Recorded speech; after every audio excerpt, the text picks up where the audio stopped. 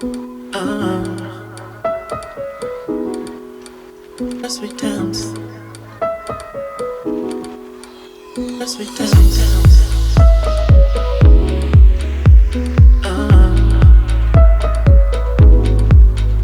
as we dance,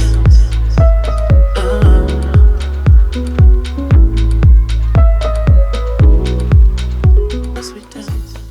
안녕하세요. 인스펙팅 룸 별남입니다. 오늘은 바로 갤럭시 S20 울트라와 아이폰 11 프로 맥스를 비교해 보려고 합니다.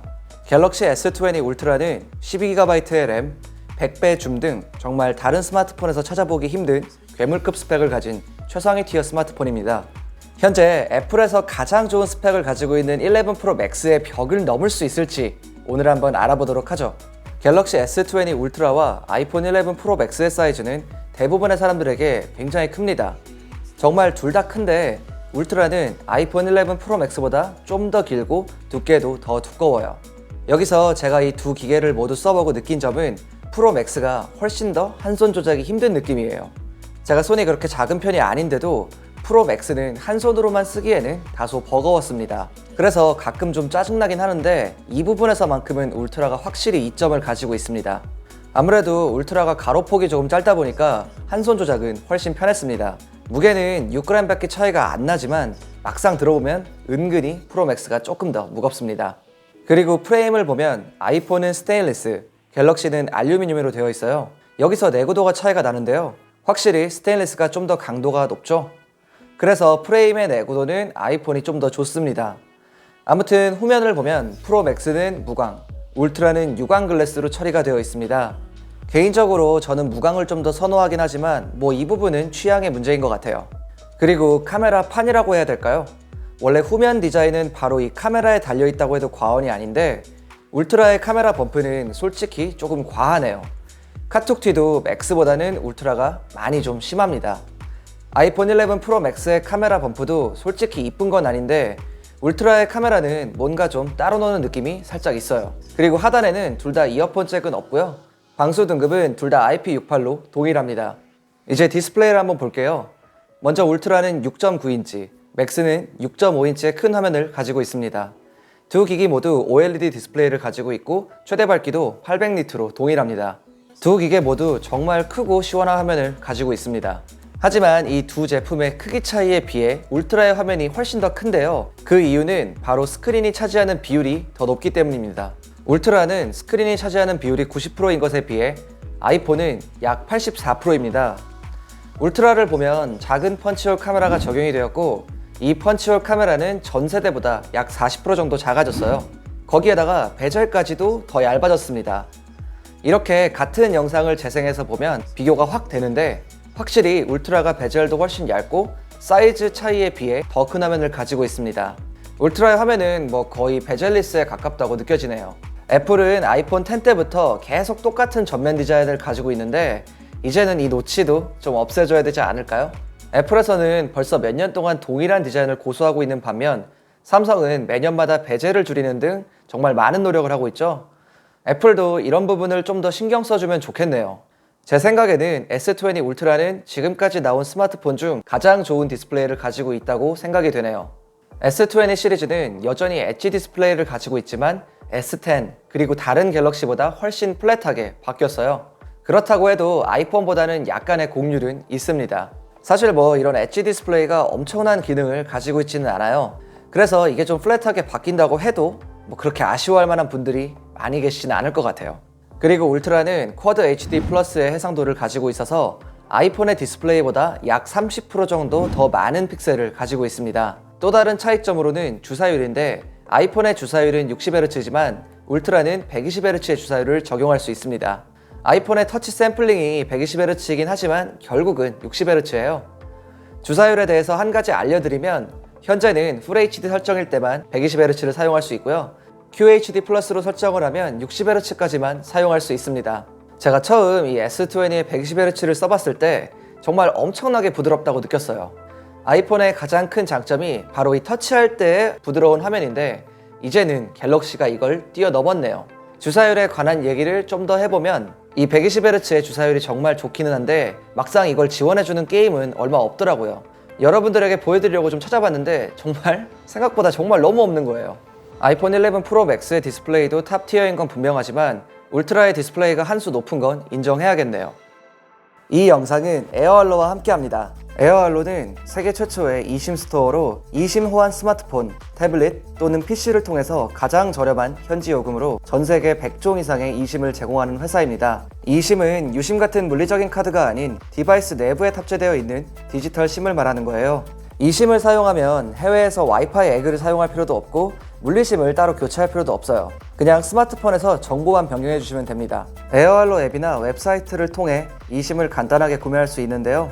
eSIM을 개통하는 방법도 QR코드 스캔을 통해 쉽게 할 수 있습니다. 그리고 전 세계 100개 이상의 eSIM을 현지 요금으로 제공해 주기 때문에 가격도 정말 저렴해요. eSIM 호환 기기가 궁금하신 분들은 아래 설명란을 참고해 주세요. 현재 코로나19로 해외에서 어려움을 겪고 계신 분들이 많습니다. 그래서 에어알로에서는 현재 해외에 있는 분들을 돕기 위해 eSIM을 무료로도 제공하고 있습니다. 도움이 필요하신 분들은 에어알로 페이스북이나 인스타그램 DM 그리고 이메일을 통해 도움을 요청할 수 있습니다. 아이폰은 페이스 아이디 시스템으로 잠금을 해제하는 방식입니다. 노치에 있는 센서들을 통해 얼굴을 인식하는 방법인데 보안성도 좋고 잠금이 풀리는 속도도 아주 빨라요. 하지만 요새 마스크를 끼고 다니는 바람에 조금 불편해지기도 했죠. 갤럭시도 얼굴 인식으로 잠금을 해제할 수 있지만 보통은 지문 인식을 사용하죠. 얼굴 인식도 빠른 편이긴 하지만 아이폰과는 다른 2D 카메라로 인식하는 방식이에요. 그래서 페이스 아이디와 비교하기는 다소 무리가 있네요. S20 울트라에는 울트라소닉 지문 스캐너가 들어가 있어요. 지문 인식 속도도 정말 빠르고 정확합니다. 그동안 한국에 출시되었던 갤럭시들은 엑시노스가 들어갔는데 드디어 이번에는 스냅드래곤을 넣어줬어요. S20 울트라에는 지역에 따라 엑시노스 990과 스냅드래곤 865 칩셋이 탑재가 됩니다. 그리고 11 프로 맥스는 A13 바이오닉이 들어가 있어요. 긱벤치 스코어를 보면 울트라의 싱글 코어는 917점, 멀티 코어는 3314점을 기록했습니다. 프로 맥스는 싱글 코어 1333점, 멀티 코어는 3390점입니다. 약간 더 아이폰 11 프로 맥스가 좀 더 높긴 한데 그래도 이 정도면 두 기기 모두 다 현존하는 기계 중 완전 최상이라고 볼 수 있겠죠? 애플 제품을 몇 번 써보신 분들은 공감하실 텐데 원래 아이폰의 AP는 타의 추정을 불허할 정도로 항상 압도적인 성능을 자랑했죠? 이번에는 갤럭시가 거의 비등비등한 수준까지 쫓아왔네요. 몇 가지 면에서는 울트라가 좀 더 나은 부분도 있지만 대부분의 게임이나 앱에서는 아이폰이 조금 더 빠르게 실행이 되더라고요. 램을 보면 삼성은 정말 큰 용량의 램을 넣었어요. 약간 오버 스펙이긴 한데 무려 12GB의 램을 넣었습니다. 그만큼 렉도 없고 퍼포먼스는 아주 훌륭해요. 그에 반해 아이폰에는 4GB의 램이 들어가 있습니다. 거의 3분의 1이죠? 수치상으로 보면 무거운 작업들을 왔다 갔다 할 때는 울트라가 좀 더 좋지 않을까 생각할 수도 있지만 iOS는 큰 용량의 램이 필요 없게 최적화가 되어 있습니다. 그래서 스펙상 나와 있는 것처럼 램 차이가 많이 나더라도 성능에서는 눈에 띄게 큰 차이는 없었습니다. 이번에는 카메라를 한번 볼게요. 여기 있는 울트라의 카메라를 보면 아이폰의 카메라는 거의 장난감처럼 작아 보이네요. 표면적인 스펙만 보면 울트라의 메인 카메라는 108메가픽셀, 프로 맥스는 12메가픽셀입니다. 특히 울트라에는 100배 스페이스 줌을 위한 48메가픽셀의 망원 카메라도 들어가 있죠. 반면 아이폰의 카메라는 오직 10배 줌까지밖에 지원을 안 합니다. 그리고 초광각 카메라를 보면 둘의 스펙은 굉장히 비슷해요. 둘 다 12메가픽셀, 그리고 최대 120도를 지원합니다. 하지만 울트라에는 아이폰에는 없는 뎁스 비전 센서가 들어가 있어요. 일단 이 스펙들만 놓고 본다면 이 둘은 완전히 다른 리그에 있는 녀석이라는 걸 여러분들도 아실 수 있을 거예요. 울트라에 들어가 있는 이 108메가픽셀은 픽셀 바이닝이라는 기술의 접목으로 탄생하게 되었는데요. 현재 이런 기술을 사용하는 스마트폰들은 몇몇 나와 있습니다. 픽셀 바이닝 기술은 4개의 작은 픽셀을 하나의 큰 픽셀로 합치는 기술입니다. 결과적으로 좀 더 선명하고 노이즈가 적은 사진을 뽑아낼 수가 있는 거죠. 이번 S20 울트라는 이 중에서도 노나 바이닝이라는 기술을 사용하는데요. 이것은 아까의 픽셀 바이닝보다 더 진보된 기술로 이 녀석은 9개의 작은 픽셀을 하나의 큰 픽셀로 합치는 기술입니다. 그래서 실제로 108메가픽셀 센서가 아이폰의 12메가픽셀 사진보다 더 깔끔하고 선명한 사진을 얻을 수 있게 되는 거예요. 그리고 나이트 모드도 봐야겠죠? 울트라의 나이트 모드는 최대 10초까지 지원을 해서 보다 많은 광량을 얻을 수 있습니다.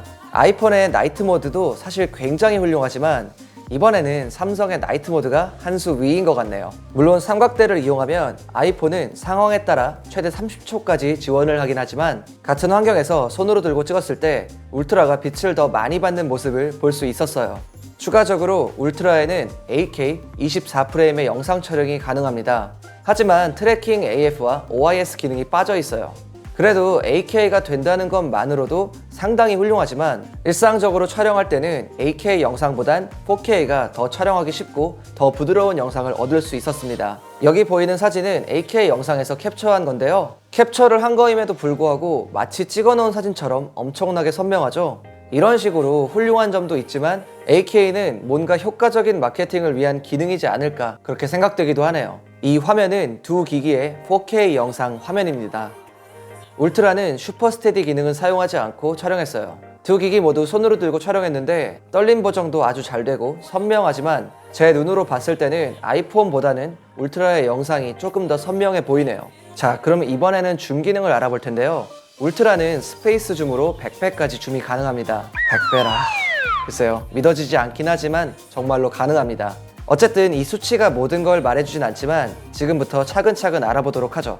일단 줌에는 광학식과 디지털 줌이 있습니다. 이 두 가지가 섞인 것을 하이브리드 줌이라고 합니다. 삼성에서 말하는 100배의 줌은 바로 이 하이브리드 줌인데요. 제가 테스트해본 결과 울트라의 광학 줌은 4배에서 5배 정도까지 줌이 가능한 것 같아요. 아이폰이 광학 줌이 2배까지만 지원하는 거에 비해 월등히 높은 수치인데요. 다만 실제 100배 줌을 써보면 이 중 대부분은 디지털 줌이 개입이 된 거입니다. 디지털 줌은 줌이 될수록 급격히 화질이 떨어지고 노이즈가 발생합니다. 실제로 100배 줌을 써서 촬영을 해봤는데 깔끔한 이미지를 건지기는 어려웠어요. 이걸 실제로 많이 쓸 것 같지는 않네요.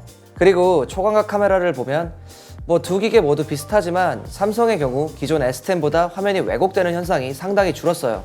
또한 카메라 렌즈를 바꿀 때도 예전같이 뚝뚝 끊기는 그런 느낌이 훨씬 덜해졌고 마치 아이폰의 카메라처럼 부드럽게 전환이 됩니다. 그래서 이 두 기계 모두 카메라의 렌즈는 3개인데 마치 하나의 카메라를 쓰는 듯한 그런 느낌을 주었어요. 여기서 유일한 차이점은 바로 뎁스 비전 센서인데요. 이런 것들이 인물 사진을 찍을 때 좀 더 정확하게 찍을 수 있게 해줍니다. 이 센서가 없는 것보다는 있는 게 카메라에 더 많은 정보를 전달해 주는 거죠.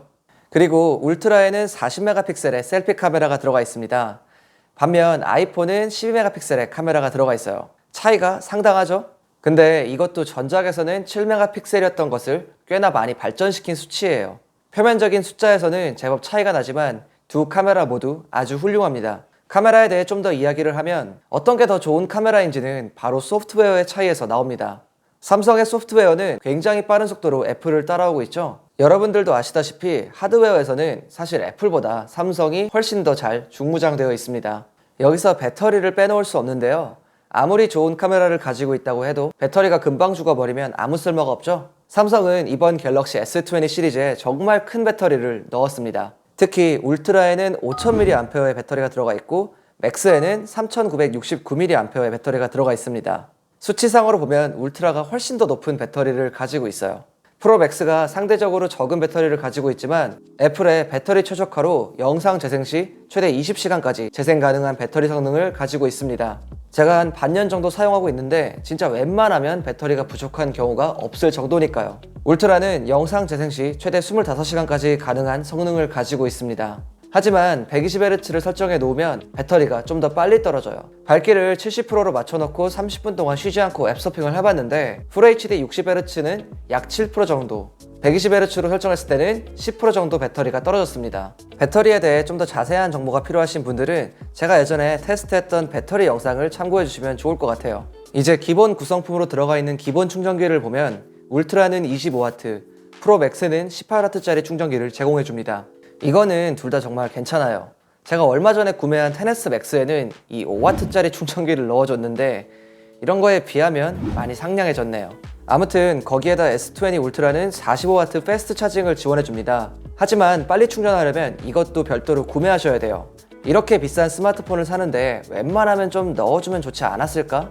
그런 생각도 들긴 하네요. S20 울트라에는 배터리 공유 기능도 들어가 있어서 다른 기기들도 무선 충전할 수 있습니다. 그리고 아이폰보다 빠른 충전 속도를 지원하지만 120Hz와 5G를 사용해서 배터리 최적화가 조금은 아쉽네요. 배터리 사이즈가 큰 것은 충분히 칭찬할 만한 일이긴 한데 근본적으로 최적화가 좀 더 잘 되어 나왔으면 좀 더 좋지 않았을까요? 스피커도 역시 이 두 기계 모두 무척 훌륭합니다. 전부 다 서라운드 사운드를 제공하고 뭐 딱히 흠잡을 만한 게 없어요. 갤럭시 S20 울트라에는 5G가 들어가 있습니다. 하지만 아이폰은 아직까지 5G가 지원되는 모델이 없습니다. 그리고 심카드 슬롯을 보면 울트라는 심카드뿐만 아니라 마이크로 SD카드까지 넣을 수 있어서 용량을 최대 1TB를 더 늘릴 수가 있어요. 갤럭시 S20 울트라는 정말 의심할 여지 없이 놀라운 스마트폰이에요. 정말 많은 새로운 기능과 인상적인 부분들이 울트라 하나에 다 들어가 있습니다. 사실 두 스마트폰 모두 너무 좋아서 딱히 하나만 꼬집어서 추천해드리기는 정말 어렵습니다.